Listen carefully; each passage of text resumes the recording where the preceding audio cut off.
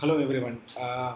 So, as you all know, today these days everybody is extensively using different online platforms for teaching learning process, and Zoom has become one of the favorite for most of the teachers. Even if some of the security issues are there, but when you are talking about the teaching learning process, it gives a lot of freedom for the teacher to control the students and all.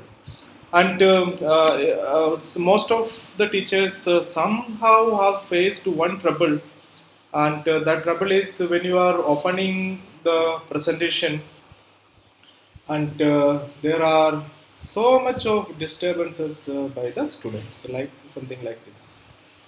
I see when I started the thing, and these things go, no, I don't like. So this is a tool, the tool Zoom has provided to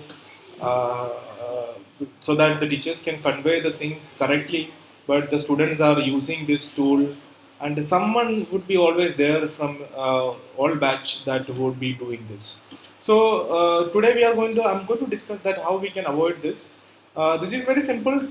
When the Zoom is doing a lot of work to do that, first thing that the host can erase these things by himself. For example, you take the tool and you can use the eraser tool to erase these things, but it is not a very good idea. Rather, what we can do is that we can disable this writing. That what we can do is that we can disable the writing by a student. For that, what we have to do, go to the option, that is more option, and where as a host you can disable attendee annotations. So if I disable this, then the attendee will not be able to do the scribbling on the screen. And if you want to be little more to explore it more, what we can do is that we can enable this option, that is show the name of annotators. Okay, so we'll be able to see that who is doing this thing. For example, earlier I have shown that we are not able to see that who is doing this, because when I'm writing here, I was not able to see that who, because I'm trying to do that, but I'm not able to do it because my screen, it doesn't show me the option.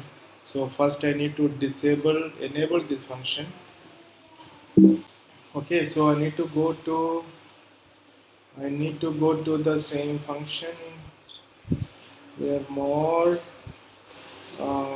enable attendee annotation. So I'll be able to write it here. Okay, but when I am, so it is not showing that who is doing this. But if I go here on the same menu and show the name of annotating person, then when I writing here, I'll be able to see that who is doing it. Okay, these are the two ways we can easily manage the students or anybody doing this mischief with in a meeting. Okay, so thank you all.